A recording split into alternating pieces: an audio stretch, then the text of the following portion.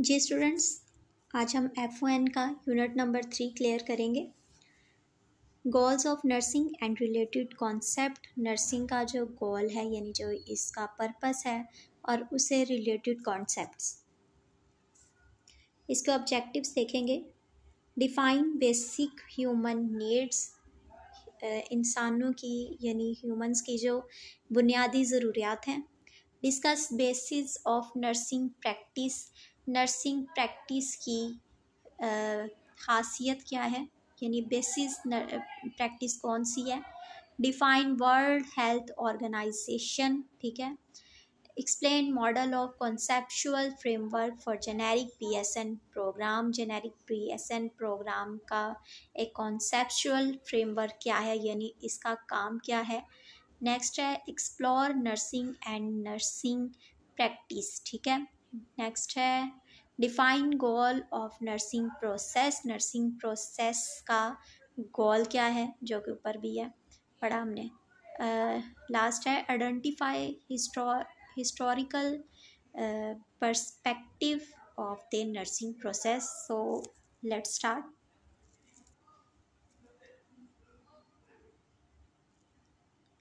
Nursing and nursing practice. The central focus in all definitions of nursing is the patient. जो nursing का सबसे अहम बुनियादी मरकज़ है वो है एक मरीज़, patient. The person receiving care, वो इंसान, वो पर्सन जो कि केयर रिसीव कर रहा है यानी जिसके ऊपर हम प्रोसेस कर रहे हैं यानी जो जिसे हम केयर प्रोवाइड कर रहे हैं, जिस पर ट्रीटमेंट जारी है, ठीक है। And includes the physical, emotional, social and spiritual dimensions of the person. और इसमें क्या क्या एक ट्रीटमेंट में यानी एक केयर में क्या क्या शामिल है कि एक नर्स कैसे काम करता है, इमोशनली भी, सोशल भी और स्पिरिचुअल भी, ठीक है। ये सारी चीज़ें नर्सिंग की खसूसियात हैं, नर्सिंग की सर्विस में, नर्सिंग की खिदमत में शामिल है, ठीक है। Nursing is no longer considered to be concerned primarily with illness care, यानी कि नर्सिंग सिर्फ यही नाम नहीं है कि एक पेशेंट को हम मेडिसिन दे दें और वो रिकवर हो जाए यानी एक बीमार अपनी बीमारी से शिफा पा जाए। सिर्फ यहाँ तक की मुहित नहीं है, बल्कि जो कि ऊपर क्वालिटीज़ लिखी हैं कि उसकी इमोशनली, सोशली, स्पिरिचुअल और फिज़िकली हर तरीके से हमें उसे प्रोटेक्शन देना, ये उसे केयर प्रोवाइड करना, मेंटली भी, ठीक है। ये सब हमारी एक यानी एक नर्स की जिम्मेदारी है। Next, nursing concepts and definitions have expanded to include the prevention of illness and the promotion and maintenance of health for individuals, families and communities। जो कि ऊपर पढ़ा कि सिर्फ नर्सिंग का मकसद ये नहीं है कि एक बीमार अपनी बीमारी से रिहाई पा जाए, बल्कि इसका मकसद ये है कि प्रिवेंट करना इलनेस यानी प्रिवेंशन ऑफ इलनेस यानी बीमारी से बचाना, किसी मरीज़ को बीमार होने से बचाना यानी ऐसी एहतियाती तदाबीर करना, ऐसे मैसेजेस, ऐसी सर्विसेज लोगों को प्रोवाइड करना कि वो खुद अपने तौर पर अपने डॉक्टर बन जाएं ताकि वो बीमारियों से महफूज रह सके, ठीक है। और promotion the maintenance of health of for individuals यानी कि वो एकदम से तंदुरुस्त रहें और फिर अपनी सेहत को बरकरार रखें, मेंटेनेंस यानी मेंटेन रखें, ठीक है।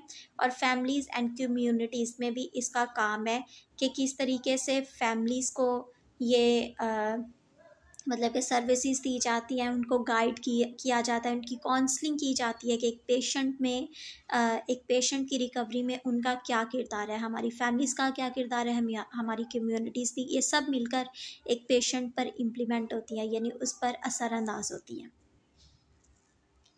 एम्स ऑफ नर्सिंग यानी नर्सिंग के मकासद। 4 broad aims of nursing practice can be identified in their definitions of nursing। 4 बुनियादी मकासद जो है नर्सिंग में वो पाए जाते हैं और वो क्या है। टू प्रोमोट हेल्थ यानी सेहत की बहाली के लिए, मतलब कि तरजीह देना कि लोग अपनी हेल्थ के बारे में कॉन्शियस रहें, अपनी हेल्थ को मेंटेन रखें, ठीक है। नेक्स्ट है टू प्रिवेंट इलनेस यानी बीमार होने से बचाना, ठीक है। टू रिस्टोर हेल्थ, यानी रिस्टोर का मतलब यही है कि मेंटेन रखना, हेल्थ को बरकरार रखना। To facilitate coping with disability और डेथ, यानी एक पर्सन को डिसेबल होने से यानी माजूर होने से और किसी बीमार को मरने से बचाना, ठीक है। कोपिंग का मतलब है मुकाबला करना, ठीक है। ये सब नर्सिंग के मकासद हैं, यानी कि नर्सिंग के एम्स हैं। प्रोमोटिंग हेल्थ, ये हमने सारे पढ़े। नेक्स्ट हम मज़ीद आगे जाके इसके नर्सिंग के एम्स ज़्यादा अच्छे यानी एक्सप्लेनेशन से पढ़ेंगे। Promoting health, process of enabling people to increase control over their health and to improve their health. Promoting का मतलब है किसी चीज़ को प्रमोट करना, किसी चीज़ को किसी प्रमोट करना, यानी किस चीज़ को बढ़ावा देना ताकि लोग जो है अपनी बीमारी से बचें और ये है कि अपने आप को बचाए रखें, यानी मेंटेन करना, ठीक है। Nurses spend the most time with the patients and provide anticipatory guidance about immunizations, nutrition, dietary, medications and safety. इसका मतलब ये है कि जो एक नर्स है वो बहुत सारा टाइम जो है ना पेशेंट के साथ स्पेंड करता है, यानी गुजारता है, और उसके साथ उसे क्या प्रोवाइड करता है कि वो इम्यूनाइजेशन यानी कि उसकी जो क़ुव्वत मुदाफ़त है वो बरकरार रहे, ठीक है। उसे उसकी इम्पोर्टेंस बताता है कि न्यूट्रिशन यानी अच्छी खुराक लेना उसके लिए कितने ज़िम्मेदारी है। डाइटरी यानी उसकी डाइट को मेंटेन रखना, इसके डाइटरी यानी कि उसकी डाइट को मेंटेन रखना और वो अपनी डाइट को यानी उसे इस तरीके से काउंसलिंग करना कि वो अपनी सेहत पर ध्यान दे। यानी बहुत सारी ऐसी चीज़ें हैं जिससे हम अपनी हेल्थ को मेंटेन रख सकते हैं, जिसमें ये है कि एक्सरसाइज है, मील का टाइम पे लेना, नींद, और ऐसी बहुत सारी चीज़ें हैं जो कि इम्प्लीमेंट करती हैं यानी असरअंदाज होती हैं हमारी हेल्थ पर। मेडिकेशंस यानी मेडिकेशन करना and safety. Next, nurses are best able to perform health promotion tasks by enhancing the quality of life for all people through assessment of individual and community needs, education, identification of resources, and evaluation and implementation of programs to help reduce premature deaths and reduce costs in both the financial and human terms for all entities।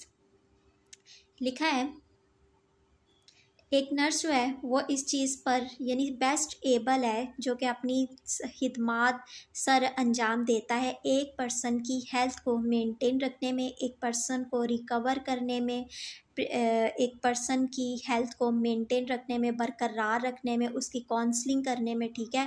और ये है कि ऐसी implementation यानी ऐसे इक़दामात करने में जो कि जिससे क्या हो सकता है, help reduce pre mature deaths, यानी ऐसी वजूहात को ख़त्म करने में एक नर्स किरदार अदा करता है जिससे प्री मेच्योर डेथ होती है, यानी वक्त से पहले डेथ हो जाती है पर्सनस की। जैसे प्री मेच्योर बच्चे जो हैं उनकी डेथ हो जाती है किस वजह से, सम टाइम प्री नेटल यानी ड्यूरिंग प्रेगनेंसी माँ की कुछ ऐसी सर्विसेज होती हैं जो उन पर अप्लाई नहीं की जाती या फिर उन्हें गाइड किया जाता है लेकिन उन चीज़ों को बरकरार नहीं रखती, अपनी हेल्थ को बरकरार नहीं रखती, तो वो किस चीज़ों पर असरअंदाज होता है, नेक्स्ट बेबीज़ पे जाकर। जैसे कि कुछ ऐसी ख़ास तरीके की डोज होती है जैसे कि मिल्क। अब मिल्क में क्या पाया जाता है, जितने भी न्यूट्रेंट्स हैं जो भी एक ख़ास पिगमेंट हमारी बॉडी को उससे मौसूल हो रहा है, अगर मदर नहीं लेगी तो डेफिनेटली बेबी को वो चीज़ मतलब कि उसकी पैदाइश से पहले नहीं मिल सकेगी। फिर इसका रिज़ल्ट क्या होता है कि बेबीज़ के जो बॉन्स हैं वो अच्छे तरीके से सम टाइम होता है बन नहीं पाते, या फिर अगर उसकी बॉडी नॉर्मल है लेकिन वो उसकी जो हड्डियाँ हैं वो उस तरीके से मजबूत नहीं होती, ठीक है। फिर उसे चलने फिरने में डेफिनेटली तकालीफ़ का सामना होता है, तो ये एक डिसेबिलिटी है यानी माजूरी की एक निशानी है, ठीक है। और इसका मतलब ये सारी स्टोरी बताने का मतलब ये है कि एक नर्स उस पर काम करता है, जैसे वो पेशेंट की यानी उस प्रेग्नेंट वुमन की काउंसलिंग करेगा या करेगी तो वो इन चीज़ों का ख्याल रखेगी। तो इससे क्या हो सकता है, डेथ रेशो ऑफ डेथ जो है वो कम होगा। प्रिवेंटिंग इलनेस यानी बीमारी से बचाना, प्रिवेंट कर देना यानी किसी चीज़ को महफूज कर देना ताकि इससे बीमारी ना लगे, ठीक है। यानी ह्यूमन बॉडी को, ह्यूमंस को प्रिवेंट करना यानी उन्हें महफूज रखना बीमारी से। The objectives of illness prevention activities are to reduce the risk for illness, जो कि मैंने पहले भी बताया कि प्रिवेंटिंग एक्टिविटीज़ जो है वो क्या करती हैं, ख़त्म करती है, reduce the risk for illness यानी उन वजूहात को ख़त्म करती है जिस वजह से बीमारी होती है। To promote good health habits यानी अच्छी आदत बताकर हम इस चीज़ को हल कर सकते हैं, ख़त्म कर सकते हैं। And to maintain optimal function, जिससे बॉडी जो है, जो एक पर्सन है वो नॉर्मल फंक्शन करे यानी नॉर्मल अपनी ज़िंदगी गुजारे, ना कि बीमारी में गुजारे। Nurse prevent illness primarily by teaching such as activities include the following। जो एक नर्स है ये इलनेस यानी एक पेशेंट को कैसे महफूज रखता है, गाइडलाइन से, टीचिंग से, ठीक है, यानी काउंसलिंग करने से। और इसमें बहुत सारी चीज़ें इंक्लूड है, जैसे कि नंबर 1 पे है एजुकेशनल प्रोग्राम्स। एजुकेशनल प्रोग्राम से मुराद ये है कि वो प्रोग्राम्स जिनमें एजुकेट किया जाता है यानी तालीम दी जाती है, अवेयर किया जाता है, लोगों को अवेयरनेस दी जाती है, ठीक है। In areas such as prenatal care for pregnant women, smoking cessation programmes and stress reduction seminars. यानी जैसे कि मैंने पहले बताया कि एजुकेशनल प्रोग्राम्स का मतलब क्या है, मकसद क्या है, इसके मीनिंग है कि किसी पर्सन को एजुकेट करना, उस बात की तालीम देना। इसमें क्या आता है कि prenatal care for pregnant women, जैसे कि मैंने आपको पहले बताया कि इस दौरान जो मदर्स हैं वो अपनी हेल्थ का ख्याल नहीं रखती, जैसे कि अगर उनमें बहुत ज़्यादा वीकनेस है तो डॉक्टर उन्हें रिकमेंड करेगा डिफरेंट तरह से ताकि रिकवरी उसकी हो सके, उसकी और उसके बेबी की। जैसे कि वो फ्रूट्स खाए, फ्रेश वेजिटेबल्स खाए, या अगर वो इन चीज़ों को नहीं लेती तो फिर वो उन्हें मेडिसिन्स देते हैं, क्योंकि उन मेडिसिन्स में वो ऑल चीज़ें मौजूद होती हैं। और अगर वो भी ना खाए तो फिर तो डेफिनेटली कि ये एक साइन है कि वो और उसके बेबी की जान जो है वो ख़तरे में है। ऐसे डेथ ऑफ रेशो क्या है, बढ़ता है। तो इसकी आगाही के लिए इन वुमेंस को तालीम दी जाती है ताकि वो मुकम्मल तौर पर कंप्लीट मील लें यानी न्यूट्रिशन मुकम्मल लें, ठीक है। नेक्स्ट है स्मोकिंग सेशन प्रोग्राम्स, यानी ऐसे प्रोग्राम्स किए जाएं, ऐसे सेमिनार्स किए जाएं जिसमें जो लोग मंशियात का शिकार हैं, जो कि लोग ड्रिंकर्स हैं, अल्कोहल लेते हैं, मुकम्मल तरह के जुओं में यानी मुख्तलिफ़ तरह के नशे की आदत में मुब्तला हैं, तो ये दूसरों पर क्या इम्प्लीमेंट होता है यानी दूसरों पे क्या असरअंदाज होता है, और इस चीज़ के खात्मे के लिए लोगों को अवेयर किया जाता है, उन्हें आगाही दी जाती है कि ये एक आपकी मौत का सामान है। डेफिनेटली किसी माँ का बेटा अगर इन चीज़ों में मुलव्विज़ होगा तो वह उस बेटा अपनी तो जान लेकर ही जाएगा, लेकिन अपने साथ साथ अपनी मदर को, अपनी पूरी फैमिली को भी डुबा के जाएगा, ठीक है। नेक्स्ट है एंड स्ट्रेस रिडक्शन सेमिनार्स। ऐसे सेमिनार्स किए जाएँ जिसमें स्ट्रेस रिडक्शन यानी लोगों को अवेयर किया जाए, जैसे कि एक पर्सन है, हमारा कोई भाई बहन है, हमारा स्पाउस है, पेरेंट्स हैं या पेरेंट्स की जो चिल्ड्रन हैं। कुछ बच्चे होते हैं जो कि स्ट्रेस में होते हैं किसी वजह से, बहुत ज़्यादा पेरेंट्स उन पर बर्डन डाल देते हैं कि you must have to get position, you must have to different activities involving in activities, you have to must be aware, like हद से ज़्यादा बर्डन या हद से ज़्यादा चाहते हैं कि हमारे बच्चे जो हैं वो स्मार्ट बन जाएं, ठीक है।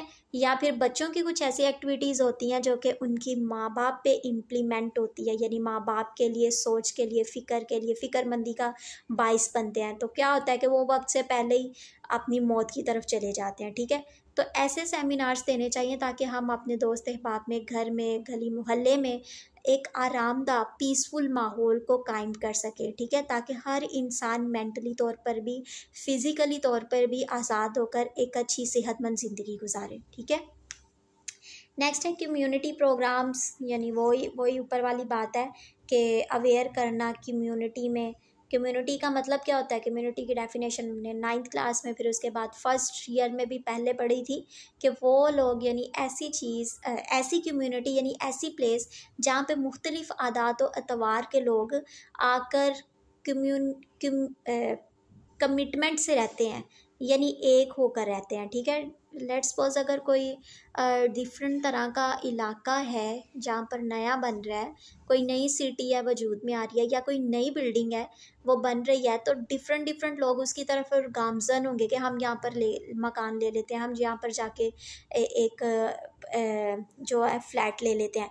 अब वो जो लोग वहाँ पर रहते हैं तो फिर वो एक दूसरे के साथ यकजान होकर रहते हैं, यानी उनकी जो इंस्ट्रक्शंस है उन्हें फॉलो करते हैं, एक दूसरे का ख्याल रखते हैं। ठीक है, इस तरीके से। इसमें क्या है, that encourage healthy lifestyles such as aerobic exercise classes and physical fitness programmes.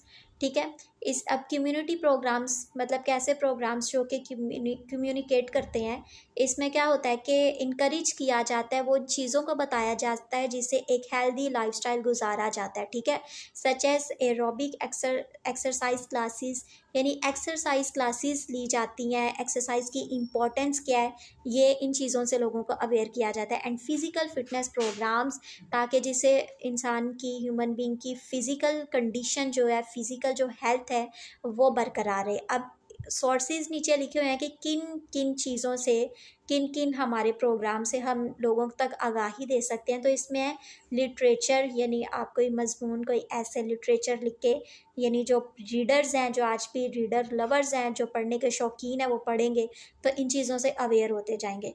Next है टेलीविज़न, चूँकि आजकल इंटरनेट का दौर है तो टेलीविज़न, यूट्यूब्स, इंटरनेट, ये लोग चीज़ें बहुत ज़्यादा इस्तेमाल करते हैं, यानी देखने से और सुनने से। नेक्स्ट है रेडियो। रेडियो भी यानी हमारा एक आवाज़ का सोर्स है। अक्सर लोग गाड़ियों में या आज भी मोबाइल में भी रेडियो पाया जाता है, तो आवाज़ सुनने से भी अवेयर हो सकते हैं।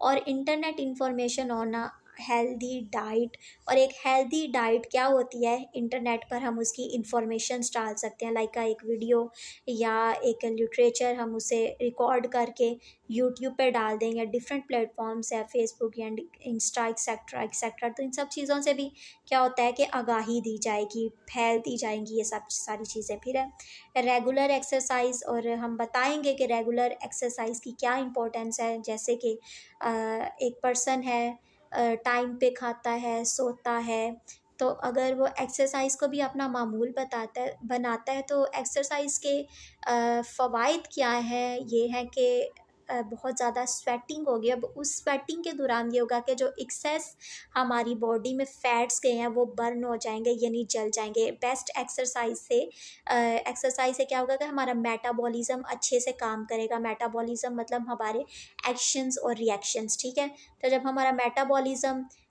ऑन टाइम काम करेगा, अच्छे से काम करेगा, तो हमारे बॉडी के जो ऑर्गन्स हैं, जो फंक्शंस हैं, वो नॉर्मल परफॉर्म करेंगे। ठीक है, and the importance of good health habits, और इस बात की आगाही देंगे कि अच्छी आदत सेहत के लिए कितनी मुफीद है। रिस्टोरिंग हेल्थ, रीस्टोरिंग का मतलब है किसी चीज़ को स्टोर कर देना, किसी चीज़ को महफूज कर देना ताकि हेल्थ बरकरार रहे। ठीक है, the nurse focus on the individual with an illness and range from early detection of a disease to rehabilitation and teaching during recovery. जो एक नर्स है ये एक पर्सन की फोकस करता है कि इंसान की बीमारी पे, और उसे डिटेक्ट करता है, यानी चेक करता है एक बीमारी से कि इसे कौन सी बीमारी है या इसे कौन सी डिज़ीज़ हो सकती है। रिहेबिलिटेशन का मतलब ऐसे पहले से रिस्टोर कर देता है, यानी एक पर्सन को हम आगाही दे सकते हैं, उसे एक अच्छा पूरा पैटर्न बता सकते हैं कि वो कैसे इस बीमारी से, इस डिज़ीज़ से क्योर, इसका क्या क्योर है और वो खुद को कैसे बचा सकते हैं। जैसे कि दीगर चीज़ें हमने ऊपर पढ़ी कि टाइम से खाना, टाइम से सोना, बेस्ट एक्सरसाइज, ठीक है, और पानी, वाटर, ऐसी बहुत सारी चीज़ें आ जाती है। अगर हम इन सब चीज़ों को फॉलो करेंगे तो ह्यूमन बॉडी जो है वो नॉर्मल काम करेगी। ठीक है, और इससे हमारी रिस्टोर रहेगी हेल्थ, यानी हमारी हेल्थ मेंटेन रहेगी। नेक्स्ट इसकी देखते हैं, सच एक्टिविटीज़ इंक्लूड द फॉलोइंग। इसमें डिफरेंट एक्टिविटीज़ इन्वॉल्व हैं, जिसमें क्या क्या है, monitoring the signs or symptoms of a disease to keep to plan of care responsive to the patient's changing status। यानी एक पेशेंट को, एक पर्सन को बीमारी है तो साइन मॉनिटरिंग एंड साइंस और सिम्टम्स, यानी मॉनिटर का मतलब है देखना, उसके साइंस और सिम्टम्स चेक करेंगे और उसके बाद हम उसके ऊपर वर्क स्टार्ट करेंगे, यानी प्लान करेंगे उसे मुकम्मल तौर पर केयर देने के लिए, उसे क्योर करने के लिए। ठीक है। नेक्स्ट है providing direct care of the person who is ill by such measures as giving physical care, administering medications and carrying out procedures and treatments। यानी एक पर्सन पे हम ये है कि डायरेक्ट उसके ऊपर केयर जो है ना, मतलब कि हम उसे केयर प्रोवाइड कर सकते हैं। ठीक है। जैसे जिसमें क्या फिज़िकल केयर, यानी उसका ख्याल रखकर, जैसे कि एक पर्सन बीमार है, किसी सफ़र कर रहा है किसी डिज़ीज़ से, तो यह है कि हम उसके मेडिसिन का ख्याल रखेंगे, उसके सुकून का ख्याल रखेंगे, उसके इर्द गिर्द के इन्वायरमेंट का ख्याल रखेंगे ताकि कोई चीज़ उसे इरिटेट ना करे। हम उसके मेडिसिन टाइम का ख्याल रखेंगे ताकि वो टाइम से अपने मेडिसिन ले। ठीक है। और क्या हो सकता है, हम अपनी बातों से, हम अपनी गुफ्तगू से, हम अपनी काउंसलिंग से, ये भी सारे जुज़ हैं एक पर्सन के रिकवर होने में। ठीक है। नेक्स्ट है collaborating with others health care providers is providing care. यानी कोलैबोरेट करेंगे, यानी दूसरों के साथ मज़ीद ताउन करेंगे ताकि एक पर्सन की रिकवरी हो सके। जैसे कि फैमिली मेम्बर्स और डॉक्टर जो है वो मिलकर प्लान करता है, जैसे डॉक्टर इंस्ट्रक्शंस देगा फैमिलीज़ को कि हमने इसे मेडिसिन दे दी है, लेकिन आगे नेक्स्ट इसका घर में ख्याल रखना, इसकी मेडिसिन का ख्याल रखना, इसके सुकून का, इसके पीस का, और फैमिली और डॉक्टर मिलकर उस पर काम करते हैं तो डेफिनेटली पर्सन हील होता है। ठीक है। और इसमें सिर्फ फैमिली और डॉक्टर ही नहीं शामिल, इसमें हर वो पर्सन जो इस पर्सन से कनेक्टेड है, यानी दोस्त, अहबाब और वो कम्युनिटी, यानी जहाँ पर वो काम करता है। लेट्स सपोज एक पर्सन है, बच्चा है, स्कूल जाता है तो उसके सारे दोस्त अहबाब, उससे रिलेटेड टीचर्स, प्रिंसिपल्स, जिस चीज़ से वो मिलता है। ठीक है। और एक पर्सन अगर वर्क पे जाता है यानी जॉब करता है तो उसके जॉब होल्डर्स, जो उसके कोलीग्स हैं, ये सब भी उसके ऊपर असरअंदाज होते हैं। Next है planning, teaching and carrying out rehabilitation for illness such as heart attack, arthritis and strokes।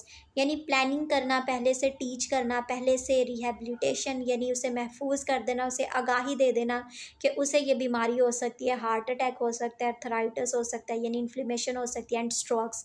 तो हम उसे गाइड कर सकते हैं, you should take exercise, you should do exercise, you should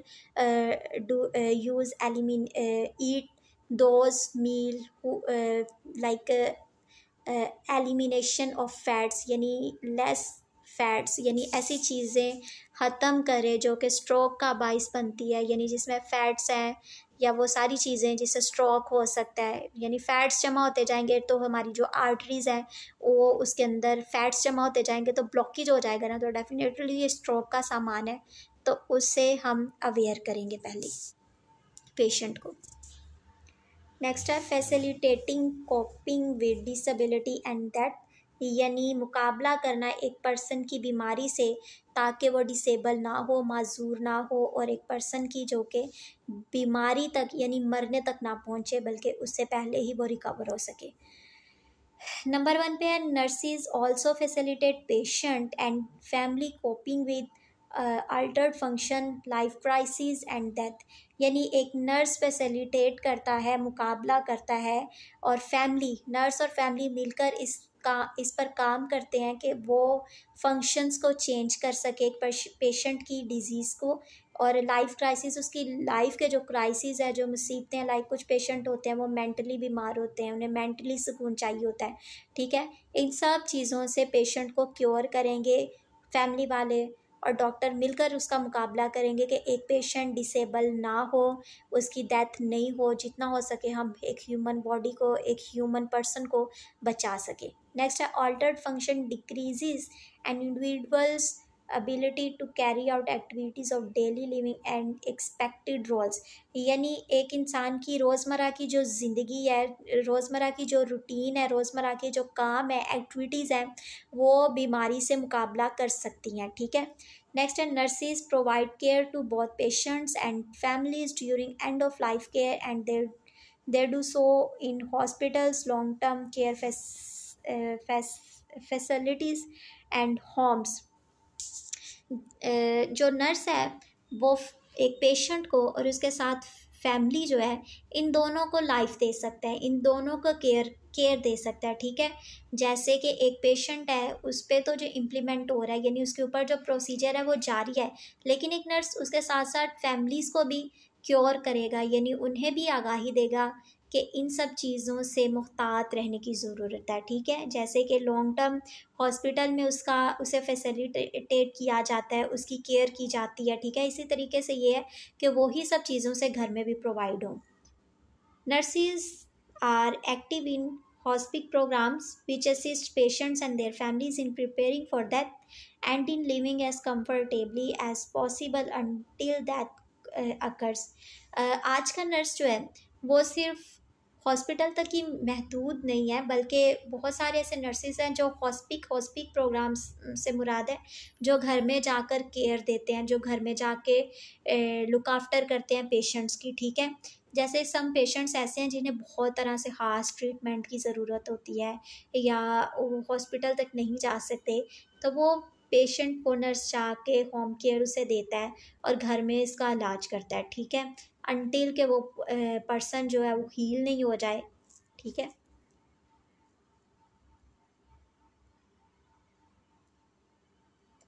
basic human needs यानी इंसान की बुनियादी ज़रूरतें। Basic needs are the absolute needs that every human being needs and the other needs cannot imagine without fulfillment of these needs। लिखा है कि जो basic need है जो बुनियादी ज़रूरियात हैं ये सच में इंसान की बुनियादी ज़रूरियात हैं, ठीक है। कुछ ऐसी चीज़ें हैं जो कि हमारी ख्वाहिशात होती हैं, जिनके लिए हम जद्दोजहद करते हैं, जिनके लिए हम कहते हैं कि हमारे पास ये भी हो, हमारे पास वो भी हो, लेकिन उन सब चीज़ों से पहले यानी ख्वाहिशात से पहले ज़रूरत होती है। सबसे पहले इंसान को यही है कि उसकी ज़रूरत पूरी हो। जैसे कि अगर हमारे पास बहुत सारे पैसे हैं और रात के खाने में या लंच में या ब्रेकफास्ट में कुछ ऐसा नहीं मिला, खाने में नहीं बना जो कि हमें पसंद नहीं है, तो हम ऑर्डर कर लेंगे कुछ या हम फरमाइश करेंगे हमारे लिए बनाया जाए। तो उस फरमाइश से पहले इंसान के लिए ज़रूरी ये है कि उसकी भूख मिटे और भूख मिटने के लिए खाना हो। जब किसी पर्सन के पास खाने को नहीं होता तो उसे होती है इस बात की तलब यानी इस बात की ज़रूरत कि कुछ भी मिल जाए पर खाना मिल जाए ताकि मेरी भूख मिट जाए और मैं ज़िंदा रह सकूं, ठीक है। तो ये है ह्यूमन बेसिक नीड। नेक्स्ट है fulfilment of basic needs is essential for life and is the motivating force behind human behaviour, ठीक है। फिर वही बात है कि फुलफिलमेंट ऑफ बेसिक नीड्स यानी बुनियादी ज़रूरत का पूरा होना ज़िंदा रहने के लिए ज़रूरी है और एक ये मोटिवेटिंग फोर्स है बिहाइंड ह्यूमन बिहेवियर, और ह्यूमन बिहेवियर के बरक्स ये एक मोटिवेटिंग फोर्स है कि हमारी ज़रूरत पूरी हो। जो कि मैंने पहले भी बताया कि आसाइश या हमारी एक्सेस ज़रूरियात या हमारी बातें जो है ये हमारी ख्वाहिशात हैं, उसके बरक्स ये है कि हमारी पहले नीड पूरी हो। हम चाहते हैं कि हम अपने बॉडी को, हम अपने आप को डिफरेंट मुख्तलिफ़ तरह के लिबास से मलबूस करें, अच्छे अच्छे कपड़े पहने, ब्रांडेड चीज़ें इस्तेमाल करें, लेकिन उससे पहले ज़रूरी जो है वो ये है कि हमारे पाँव में चप्पल हो, हमारी बॉडी पे कपड़ा हो, हमारे पास कोई ऐसा लिबास हो कि हम अपने आप को ढांक सकें, ठीक है। फिर जाके दूसरी चीज़ें सामने आती हैं कि हम गुची के ब्रांड्स यूज़ करें, सर सैयद के करें या डिफरेंट तरह के जितने भी ब्रांड्स आजकल पाए जाते हैं, ठीक है। नेक्स्ट है every individual has basic human needs. हर इंसान की बेसिक बुनियादी ज़रूरतें और उनमें क्या है, physical, emotional, social and intellectual, ठीक है, यानी जिस्मानी, रूहानी, इमोशनली, ठीक है, एंड सोशल, ये सब चीज़ें। कैरेक्टरिस्टिक्स ऑफ बेसिक नीड्स की जो खसूसियात है उनमें क्या है, basic needs are approximately same for all, यानी बुनियादी ज़रूरतें जो है ना वो एक ह्यूमन बॉडी के लिए, एक इंसान के लिए, सबके लिए इक्वल है, ठीक है। यानी कपड़ा पहनना हर इंसान के लिए ज़रूरी है, जूता पहनना हर इंसान के लिए ज़रूरी है, ठीक है। खाना खाना हर इंसान के लिए ज़रूरी है, पानी पीना हर इंसान के लिए ज़रूरी है, सांस लेना, ठीक है। ये सब ऑल ह्यूमन बॉडीज सब इंसानों के लिए इक्वल है। नेक्स्ट है the importance of each need is different for each person. हर इंसान के लिए जो ज़रूरत है ना, हर इंसान की जो ख्वाहिश है ना, वो दूसरे इंसान से डिफरेंट है, ठीक है। The importance of each need is different for each person. All the basic needs are interconnected and interactive. Almost जो इंसानों सब इंसानों की ज़रूरियात हैं और उनकी जो बेसिक नीड्स हैं वो एक दूसरे से मैच होती हैं, ठीक है। मैस्लोस हायरार्की ऑफ नीड्स, यानी ये एक पर्सन है, यानी एक यूँ से कह लें एक साइंटिस्ट है जिसने एक थ्योरी पेश की। अब इसकी थ्योरी के मुताबिक क्या है, Abraham Maslow developed theory of behavioural motivational based on needs, यानी इंसान का जो बिहेवियर है यानी उसकी नीड्स के ऊपर इसने एक समरी पेश किया, ठीक है। दिस थ्योरी यानी थ्योरी पेश किया। This theory is often referred to as Maslow's hierarchy of the needs, यानी इसे हमेशा बताया जाता है कि मैस्लोस हायरार्की के मुताबिक इंसान की ज़रूरत क्या है। These are 5 levels in the hierarchy, यानी हायरार्की की जो 5 लेवल्स हैं इसके मुताबिक ये 5 चीज़ें इंसान की बॉडी के लिए ज़रूरी है, इंसान के ज़िंदा रहने के लिए ज़रूरी है, ठीक है। इसमें क्या है, they are safety and security, यानी इंसान के लिए तहफ़्फ़ुज़ जो है वो सबसे ज़रूरी है। फिर है लव, यानी उसकी personal private love life and belongings, यानी फैमिली। नेक्स्ट है सेल्फ इस्टीम, खुद को पहचानना, यानी मैं क्या कर सकता हूँ। एंड सेल्फ एक्चुअलाइजेशन, यानी खुद को एक्चुअल करना, यानी खुद को पहचानना। और ये एक डायग्राम के थ्रू भी है। अब स्टूडेंट्स ये जो सारे पॉइंट्स हैं ना, ये आपने one by one two the point याद करने हैं कि सबसे पहले सेल्फ एक्चुअलाइजेशन नीड्स में क्या है। सेल्फ इस्टीम नीड्स, सबसे पहले सेल्फ एक्चुअलाइजेशन नीड, फिर है सेल्फ इस्टीम नीड्स, फिर है लव एंड बिलोंगिंग नीड्स, फिर है safety and security need, physiological need, ठीक है। तो टॉप टू बॉटम या बॉटम टू टॉप आपको ये सारी याद होनी चाहिए। नेक्स्ट है फिजियोलॉजिकल नीड, यानी जिस्मानी ज़रूरियात। Physiological needs are generally accepted to be the needs of oxygen, water, food, elimination, rest and activity, यानी जिस्मानी ज़रूरियात में, यानी इंसान की जिस्मानी ज़रूरियात में क्या क्या नीड्स हैं, इसकी बेसिक नीड्स क्या है। ऑक्सीजन चाहिए उसे, पानी चाहिए, खाना चाहिए, एलिमिनेशन यानी बॉडी में से डिफेट होना, यानी वेस्ट का एलिमिनेट होना, ठीक है। रेस्ट एंड एक्सरसाइज, ये एक ह्यूमन नॉर्मल बॉडी के फंक्शन के लिए ज़रूरी है, ठीक है। नेक्स्ट है the basic physiological needs must be met before higher level needs become motivators of behavior. For example, a person who is truly hungry is motivated by that and behavior is focused on getting food. जो कि मैंने पहले भी बताया कि इससे पहले कि हम डिफरेंट तरह का सोचें, डिफरेंट तरह की फरमाइशें करें, इससे पहले ज़रूरी है कि इंसान को खाना मिले, उसकी भूख ख़त्म हो, ठीक है। नेक्स्ट है security, safety and security needs. The next level, safety, encompasses the needs for shelter, stability, security, physical safety and freedom from undue anxiety, कि एक इंसान के लिए ज़रूरी है कि उसका एक घर हो, शेल्टर यानी उसकी रिहाइश हो जिसमें स्टेबिलिटी हो, यानी वो एक स्टेबल तरीके से रह सके, सिक्योरिटी यानी वो सिक्योर फील करे, फ़िज़िकल सेफ्टी जिसमें उसे जिस्मानी तहफ़्फ़ुज़ मिला जाए, उसे मिले, उसे किसी तरीके का स्ट्रेस ना हो कि कोई आएगा हमें हमारे घर से ले जाएगा या हम पर हमलावर होगा या किसी भी ऐसे तरीके से हम गैर महफूज हैं, ठीक है। And freedom for undue anxiety यानी ऐसी सोच से कि हम गैर महफूज हैं या हमारा कोई घर नहीं है, ठीक है। तो सेफ्टी जो है वो यानी एक घर जो है वो शेल्टर प्रोवाइड करता है, सुकून प्रोवाइड करता है, ठीक है। तो सिक्योरिटी जो है ना, यानी एक मुकम्मल तौर पे जो घर है ना, वो सबसे पहले इंसान की ज़रूरत में शामिल है, बुनियादी ज़रूरत में शामिल है, जहाँ वो आए या जाए। और ये एक बहुत इंपॉर्टेंट लेसन ये है मैं आपको देना चाहती कि अपने घरों को जन्नत बनाइए। आप कहीं भी जाएं तो देखें, कभी दोस्त से बात करते हो, हम कहेगा तुम कहाँ हो, तुम कहेंगे हम घर पे हैं, मैं घर पे हूँ। हम अपने काम से वापस आए, स्कूल से वापस आए, मैं घर जा रहा हूँ, मैं घर से आ रहा हूँ, घर जाना है, ये है वो है। तो घर एक जो है ना ऐसी चीज़ है, यानी जन्नत है। हम एक अपने बिहेवियर से अपने घर को आरामदा बना सकते हैं, ठीक है। अगर घर में हर वक्त चिक चिक लाइका लड़ाई झगड़े बेसुकूनी रहेगी, तो फिर घर में बहुत सारे जो हैं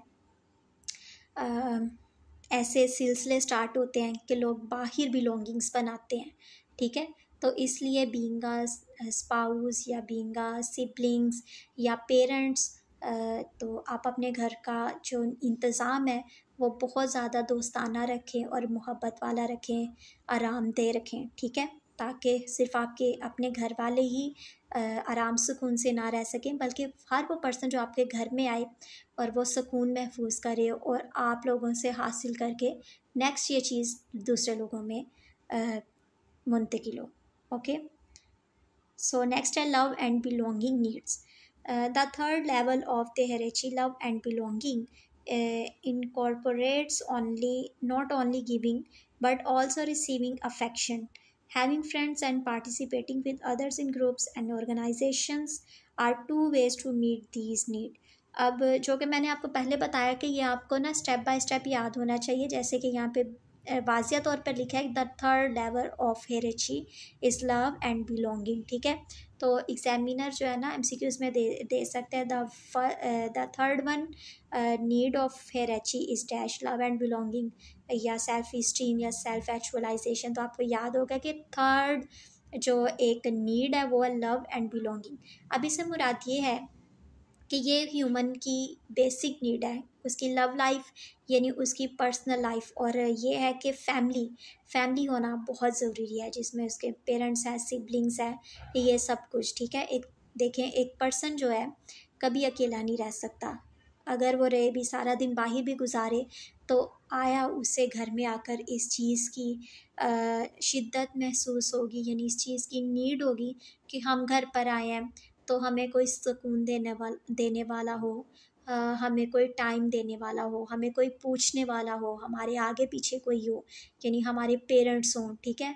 आप किसी ऐसे पर्सन के बारे में सोच लें जो अकेला रहता हो, मुंह पे शायद उसके फेस पे शायद स्माइल होगी, लेकिन अंदर से शायद वो काफ़ी हर्ट होगा, क्योंकि एक फैमिली होना बहुत ज़रूरी है, ठीक है।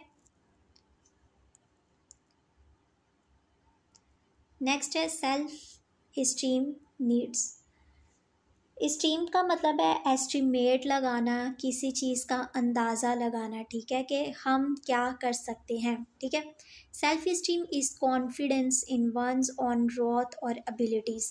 The needs of the self esteem level are met by achieving success in work and other activities. ये सेल्फ इस्टीम का मतलब है कि एक पर्सन के अंदर कॉन्फिडेंस होना, और ये कॉन्फिडेंस कैसे होता है, काम करने से, ठीक है। Success in work and other activities, achieving success in work and other activities. Let's suppose एक पर्सन है, उसके पास बहुत ज़्यादा तालीम है, वो ऊंचे मकाम पे रहता है, यानी एक सीट पर बैठता है, उसके पास एक चेयर है, उसके पास एक नाम है, उसके पास एक ग्रेड है, और उसकी कुछ एक्टिविटीज़ हैं, ठीक है, उसने ज़िंदगी में कुछ अचीव किया है। तो ये सब चीज़ें यानी तालीम इंसान के अंदर कॉन्फिडेंस बिल्ड करती है। हमारी एक मैडम थी और वो हमेशा कहती होती थी कि तालीम इंसान को जवान बनाती है। अब ये तालीम लफ्ज़ का क्या मतलब है कि देखें, जितना अच्छा आपका स्टेटस होगा, यानी आपके पास जितने स्किल्स होंगे, जितनी अच्छी डिग्री होगी, स्टडीज़ होंगी, उतनी अच्छी आपको जॉब मिलेगी। अब जितनी अच्छी जॉब मिलेगी उतना अच्छा आपको सैलरी पैकेज मिलेगा, आपका स्टैंडर्ड होगा, आपका एक लेवल होगा, ठीक है। अब आपके पास पैसा होगा तो आपकी सारी बुनियादी ज़रूरियात हैं, सिर्फ बुनियादी नहीं बल्कि एक्सेस जो आपकी ज़रूरियात है वो पूरी होंगी। अब हमारी जो ख्वाहिशात है वो फुलफ़िल होंगी यानी पूरी होंगी, तो डेफ़िनेटली इंसान खुश रहेगा। और फिर ये है कि एक ये ऐसी चीज़ है जिससे आपकी बॉन्डिंग्स बहुत ज़्यादा बनती हैं। लाइक इसे गलत वे में भी लिया जा सकता है लेकिन इसे पॉजिटिव वे में भी लिया जा सकता है, ठीक है। और ये सब चीज़ें आपकी सक्सेस जो है वो एक इंसान के अंदर कॉन्फिडेंस पैदा करती है। अपने अंदर कॉन्फिडेंस रखें कि वी कैन डू एनीथिंग, ठीक है। नेक्स्ट है सेल्फ एक्चुअलाइजेशन। एक्चुअलाइजेशन का मतलब है कि खुद को पहचानना, ठीक है। Need self actualisation is the highest level of the Maslow hierarchy. ये एक हाई लेवल यानी एक हाई नीड है कि खुद को सेल्फ एक्चुअल करना है, यानी self actualisation is the highest level of Maslow hierarchy, ठीक है। A person who has met these needs in confident, self-fulfilled and creative looks for challenges and sees beauty and order in the world। यानी इस दुनिया में रहने के लिए खुद को पहचानना, खुद की आइडेंटिफिकेशन करना बहुत ज़रूरी है कि आया हम क्या कर सकते हैं, ठीक है। कुछ लोगों के अंदर कॉन्फिडेंस नहीं होता, वो कोई लिबास पहन लेना, अगर कोई उन्हें कहेगा ना it's not suit on you, your purse is not good, you are not looking like beautiful, you are not looking like attractive, तो फ़ौरन से लूज़ कॉन्फिडेंस हो जाएंगे। वो अच्छा ये नहीं था, ऐसे आप जैसे भी बने हैं, आपने कुछ भी वेयर किया है, आप कैसे भी लग रहे हैं, आपने कॉन्फिडेंस रखें कि I am looking better than others, ठीक है, आई एम लुकिंग बेटर। तो आपने जो सिर्फ ये पहनावे के लिहाज से नहीं है बल्कि जो आपने किया है, आपने कोई भी काम किया है, आपने कोई भी तालीम हासिल की है, आपने कोई भी जॉब करते हैं, आप कोई भी काम करते हैं, तो उसके अंदर कॉन्फिडेंस होना बहुत ज़रूरी है, ठीक है। लूज कॉन्फिडेंस वालों को अक्सर लोग पीछे ही छोड़ जाते हैं। तो खुद को सेल्फ इस्टीम, सेल्फ एक्चुअलाइजेशन, खुद को पहचानना, खुद पे काम करना, आगे बढ़ना, ठीक है, ये इंसान की ज़रूरियात है। अगर हम इन खुद को पहचानेंगे नहीं, हिम्मत नहीं करेंगे, तो दुनिया हमें बेकार ही समझेगी और हमें पीछे छोड़ जाएगी। इसलिए बी कॉन्फिडेंट, ठीक है, और always to be number one. Virginia Avenel Harrison, ठीक है, इसने क्या किया था, नवंबर, इसकी डेट ऑफ बर्थ है 30 नवंबर 1897, मार्च टू 19 यानी डेथ डे है 1996, ठीक है। अब ये जो मोस्ट इम्पॉर्टेंट है कि एग्जामिनर आपसे पूछेगा वर्जीनिया एवेनिल हैरिसन की डेट ऑफ बर्थ या डेट ऑफ डेथ बताएं, तो आपको पता होना चाहिए, ठीक है। ये एमसीक्यूज़ के लिए मोस्ट इम्पॉर्टेंट है। Was a nurse, theorist and author known for her need theory and defining nursing as. ये पहचानी जाती है, वर्जीनिया जो थी एक नर्स थी, थ्योरिस्ट थी यानी एक थ्योरी भी पेश की थी, एंड ऑथर कहते हैं जो लिखने वाला होता है, ठीक है। और इसने क्या पेश की थी, नीड थ्योरी, और इसने नर्सिंग को ऐसे डिफाइन किया था, क्या लिखा है, the unique function of the nurse is to assist the individual. Unique का मतलब है कि सबसे अहम, सबसे खूबसूरत काम, जो खूबसूरत वर्क यानी ख़ास काम और पर्पस एक नर्स का ये है कि वो असिस्ट करे इंडिविजुअल को, एक पर्सन को असिस्ट करे, यानी एक पर्सन को जाने, सिक और वेल, आया वो बीमार है कि वो तंदुरुस्त है, ठीक है, in the performance of those activities contributing to health और इट्स रिकवरी और to peaceful death that he would perform you needed if he had the necessary strength, will or knowledge। मतलब कि एक पर्सन को पहचानना कि वो बीमार है कि वो तंदुरुस्त है, ऑल एक्टिविटीज़ जो कि वो करता है वो हेल्दी भी है कि नहीं है, ठीक है, उसकी ताकत के मुताबिक पहचानना। मतलब कि अपने नॉलेज को इस कदर रखें कि आप एक पर्सन को देखकर जज कर सकें। समटाइम पर्सन्स ऐसे होते हैं, ऐसे लोग होते हैं जिनके फेस पे स्माइल होती है, अच्छे लिबास से मलबूस होते हैं और ख़ुद को बहुत ज़्यादा शो आउट करते हैं that they people are happy, they are people physically mentally peaceful, but ऐसे होता नहीं है। कुछ ऐसे लोग होते हैं जो अंदर से टूटे हुए होते हैं, ठीक है, जो अंदर से अकेले होते हैं। तो सिर्फ बीमारी का मतलब ये ही नहीं है कि एक पर्सन आके बेड पे गिर जाएगा, उसका माथा तपेगा यानी गर्म होगा, हम थर्मामीटर से लेंगे, चेक करेंगे या असिस्ट करेंगे अपने फिंगर टिप से, तो हम कहेंगे कि ये पर्सन बीमार है, हाँ जी भाई इसे रिकवरी की ज़रूरत है। नहीं, बल्कि नर्सिंग आपकी अंदर ये ताकत होनी चाहिए कि आप एक पेशेंट को, एक इंसान की आरामदेह ज़िंदगी गुजारने में भी उसकी मदद करें, ठीक है, उसे पहचानें और हम किसी पर्सन को हेल्प आउट कर सकते हैं। Virginia Haddison's need theory. Haddison Haddison's theory emphasizes the basic human needs and how nurse can meet those needs। ठीक है, इसमें देखते हैं इसने क्या बताया। Virginia Haddison proposed the 4 components of need theory show a holistic nursing approach covering। जो Virginia हैडिसन है, इसने प्रपोज किए थे, यानी इसने 14 कंपोनेंट्स यानी 4 ऐसे कंपोनेंट्स हैं मुतारिफ़ कराए जो कि एक रूहानी नर्स यानी एक बड़ी फीलिंग्स के साथ काम करने वाले नर्स की मदद कर सकते हैं, यानी उसमें होनी चाहिए ये सारी क्वालिटीज़। ठीक है, इसमें क्या है, फिजियोलॉजिकल नीड्स यानी जिस्मानी ज़रूरियात, साइकोलॉजिकल नीड्स यानी इंसान की साइकी के मुताबिक, फिर है spiritual needs and social need. ठीक है, नेक्स्ट देखते हैं इसने क्या कहा है।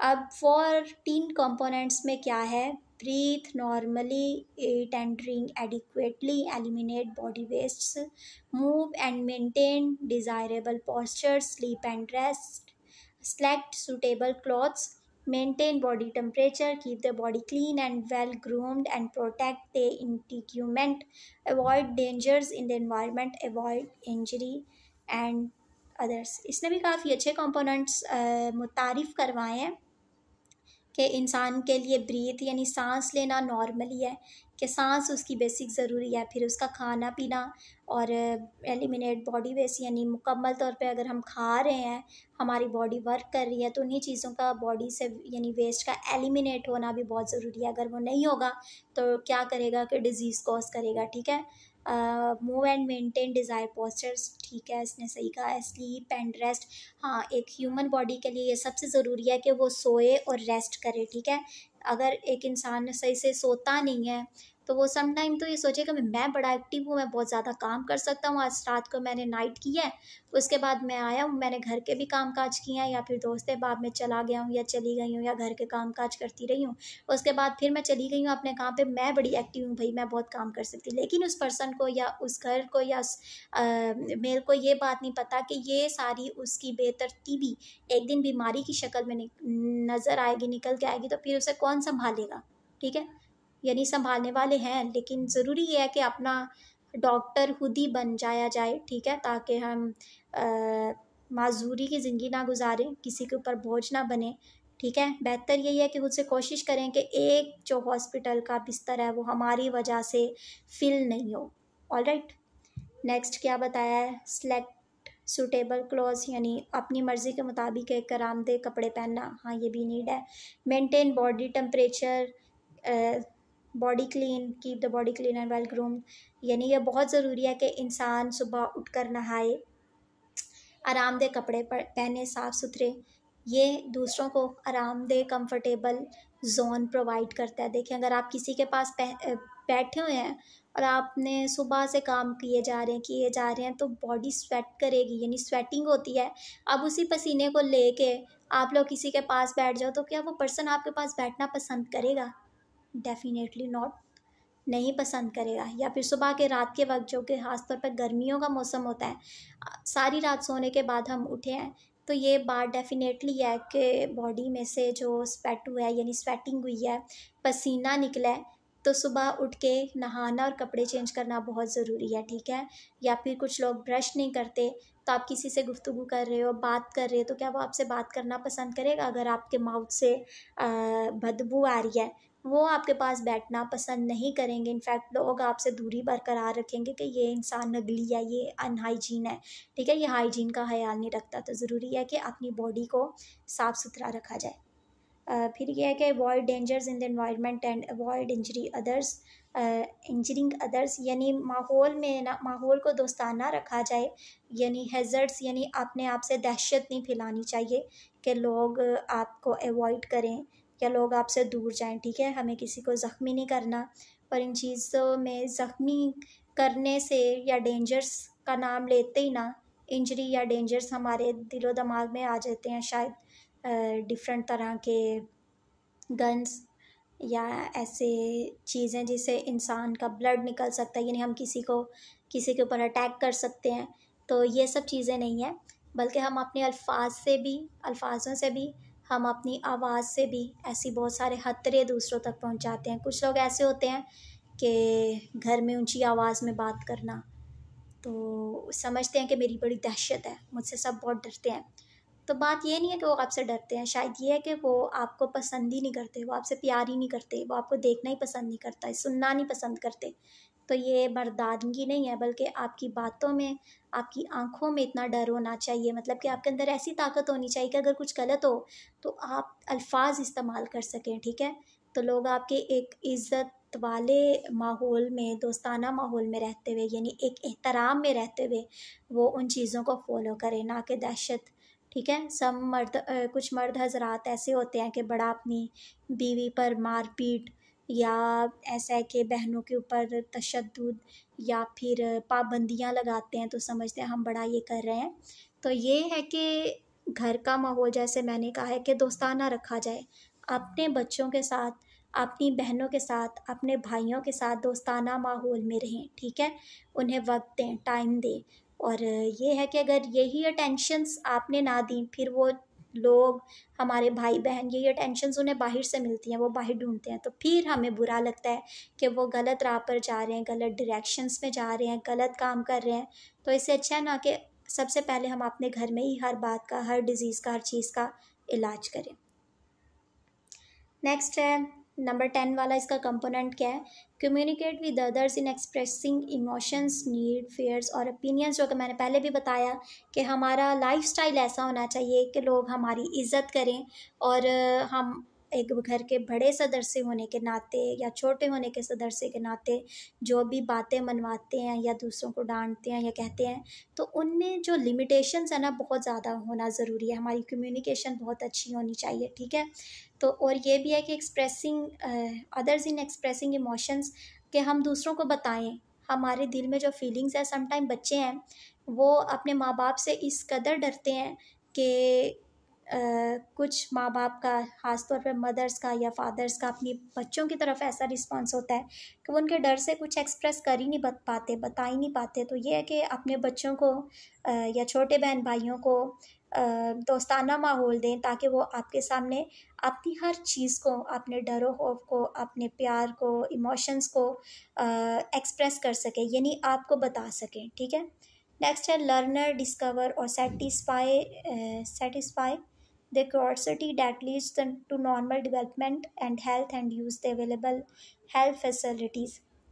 यानी लर्न करना, डिस्कवर करना, मतलब कि ज़िंदगी में आगे बढ़ते रहना, चीज़ों को ट्राई करना और उसमें मज़ीद तरक्की लेकर आना, ये सब चीज़ों को आसान बनाता है और बेहतर बनाता है, ठीक है। स्पिरिचुअल और moral worship according to one's faith, यानी कि दुनिया में कितने सारे मज़ाहब हैं और कितने सारे लोग हैं जो कि अपने अपने फेथ के मुताबिक वर्शिप करते हैं, यानी अपने खुदाओं को मानते हैं, अपने खुदा को मानते हैं। तो एक पर्सन की रूहानी ग्रोथ, यानी उसका अपने खुदा के साथ ताल्लुक़ होना भी उसकी बॉडी के लिए, उसकी ज़िंदगी के लिए, मरने से पहले और मरने के बाद भी बहुत ज़रूरी है, ठीक है। जैसे कि हम हिस्ट्री ऑफ नर्सिंग में पढ़ रहे थे कि कुछ लोग ऐसे हैं कि पहले जो एक बीमारी है, इसे समझा जाता था कि ये इसके गुनाहों का वसीला है, ये इसके गुनाहों का सिला है, या फिर इसके जो आबाओ अजदाद है उसकी गुनाहों की सज़ा इसे मिल रही है, ठीक है। तो लेकिन आज के दौर में ये सब चीज़ें ख़त्म हो गई हैं, ठीक है। नेक्स्ट है sociologically oriented to occupation and recreation, work in such a way that there is a sense of accomplishment. Player participate in various forms of recreation, यानी कि यहाँ पर एक सेंस है, हर काम करने का एक तरीका, एक सलीका होता है, ठीक है। और participate various forms of recreation, मतलब कि प्ले करें और पार्टिसिपेट करें ज़िंदगी के डिफरेंट कामों में। यानी एक पर्सन है, वो सिर्फ काम करता है, काम काम काम, दिन भर काम करता है, रात को घर पे आके सो जाता है। तो ये सब चीज़ें एक बॉडी को तंदुरुस्त नहीं बनाती। जैसे कि लोग वॉक करने पार्क साइड्स पे जाते हैं, या फैमिली पिकनिक मनाने जाते हैं, या फिर कुछ ट्रिप्स पर ज्वाइन करते हैं, यूरोप कंट्री घूमने जाते हैं। तो ये सब हमारे पर्सनल रिलेशंस के लिए भी बहुत ज़रूरी हैं, और हमारी मेंटल हेल्थ के लिए, हमारी बॉडी के लिए ये सब चीज़ें बहुत ज़रूरी है। और खुदा ने इन सब चीज़ों को क्रिएट इसीलिए किया कि इंसान लुत्फ़अंदोज़ हो। बेशक खुदा ने दुनिया में कोई ऐसी चीज़ नहीं बनाई खुद से, बहुत सारी चीज़ें जो खुदा ने हमारे लिए बनाई हैं, वो उनमें से कोई भी ऐसी चीज़ नहीं है जो ह्यूमन हेल्थ को ख़राब करे, यानी इंसानी ज़िंदगी को तकलीफ़ दे या बीमारी का बाइस हो, ठीक है। वो सब इंसान के फ़ायदे के लिए। ये भी components of Virginia Henderson needs theory, यानी ये एक डायग्राम के थ्रू बताया गया। आप इस डायग्राम को देख लें तो आपको फिर भी कंपोनेंट्स काफ़ी याद रहेंगे, ठीक है। जैसे कि लर्निंग के कुछ प्रोसेस होते हैं कि देखने से, सुनने से और करने से हम याद रखते हैं, ठीक है। World Health Organization in 1948 the World Health Organization was founded, यानी ये जो एनजीओ है, ये जो एक इदारा है, ये कब तश्कील पाया गया? 1948 में, ठीक है। The World Health Organization WHO which functions as a arm of the United Nations, यानी ये जो स्ट्रक्चर है, ये एक बाजू है यूनाइटेड, यानी यूरोप की नेशंस का, यानी एक कौम का बाजू है, ठीक है। प्लेसेस पार्टिसिपेट एम्फेसिस और कम्बेटिंग communicable diseases, educating healthcare workers, and improving the health of all people of the world। अब ये इदारा क्या काम करता है कि एक इंसान कम्युनिकेबल डिजीज़, यानी वो बीमारियां जो एक इंसानों को दूसरे इंसानों से लगती हैं, उस पर काम करता है, उसकी बचाव पे, उसकी एहतियाती तदाबीर पे, ठीक है। एजुकेटिंग हेल्थ केयर वर्कर्स, यानी हेल्थ केयर वर्कर्स जो हैं उन्हें एजुकेट करता है, ठीक है, हेल्थ के मुताबिक, उनके काम के मुताबिक। फिर improving the health of all people of the world, और इंसान की, दुनिया में मौजूद हर इंसान की हेल्थ के ऊपर काम करता है। The WHO defines health as follows: health is a state of completely physical, mental, and social well-being, and not merely the absence of disease or infirmity।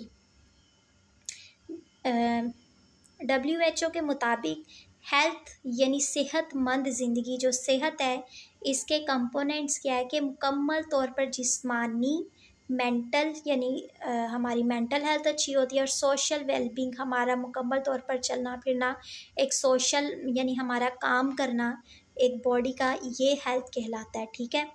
यानी मुकम्मल तौर पर ये तीनों चीज़ें मिलकर बीमारी की एब्सेंस करवाती है, यानी ये तीनों चीज़ें, तीनों चीज़ों से बीमारी ख़त्म होती है, यानी physical, mental and social. BSN conceptual framework, the conceptual framework of bachelor of science in nursing BSN programme, जो कि आप सब कर रहे हैं। करिकुलम एड्रेसेस 5 मेजर कॉन्सेप्ट्स, यानी BSN के कॉन्सेप्चुअल फ्रेमवर्क में क्या चीज़ें शामिल है? Patient centred care, communication, leadership, safety and professional role. यानी एक BSN, यानी जो एक नर्स है, उसका क्या काम है कि वो केयर करता है पेशेंट की, कम्युनिकेशन यानी बातचीत करने का हुनर उसके पास है, लीडरशिप यानी उसके पास एक लीडरशिप की ताकत है, यानी वो एक लीडर है, सेफ्टी प्रोवाइड करता है, एंड प्रोफेशनल रोल, और ये सब चीज़ें मिलकर क्या है कि वो एक प्रोफेशनल, एक कारआमद रोल अदा करता है। The 5 major concepts form the integrative strands which organize the curriculum and provide guidance for the development of level outcomes and course objectives। यानी ये सब चीज़ें मिलकर एक इंसान के मुकम्मल तौर पर, यानी एक ऑर्गेनाइज करिकुलम है जिसके मुताबिक मुकम्मल तौर पर हेल्थ वकूफ़ पजीर होती है। अब वही सारी चीज़ें जो हम पढ़ते आए हैं, ये एक फ्रेमवर्क के मुताबिक आपको दी गई है, तो ये आप सब देख लीजिएगा, नॉर्मल चीज़ें हैं, कोई इनमें बहुत ज़्यादा फ़िलॉसफी नहीं है, ठीक है। और मैं इसे एक्सप्लेन इसलिए नहीं कर रही क्योंकि ये सब चीज़ें वही हैं जो ऑलमोस्ट हम पढ़ चुके हैं। नर्सिंग प्रोसेस की ना वो आपसे एग्जामिनर डेफिनेशन पूछ सकते हैं, ठीक है। The nursing process is the systemic patient centered goal oriented method of caring that provides a framework for nursing practice। Nursing process एक सिस्टमिक यानी एक सिस्टम है जिसके थ्रू ये फ्रेमवर्क प्रोवाइड करता है, यानी एक फ्रेम प्रोवाइड करता है, यानी एक तसलसल प्रोवाइड करता है जिसके थ्रू एक नर्स केयर प्रोवाइड करता है, एक ट्रीटमेंट प्रोवाइड करता है एक पेशेंट को, ठीक है। प्रोसेस का मतलब यही है, एक तसलसल, एक काम का जारी होना। It's cyclic and dynamic nature, client centredness, focus on problem solving and decision making interpersonal, यानी एक साइकिल चलता रहता है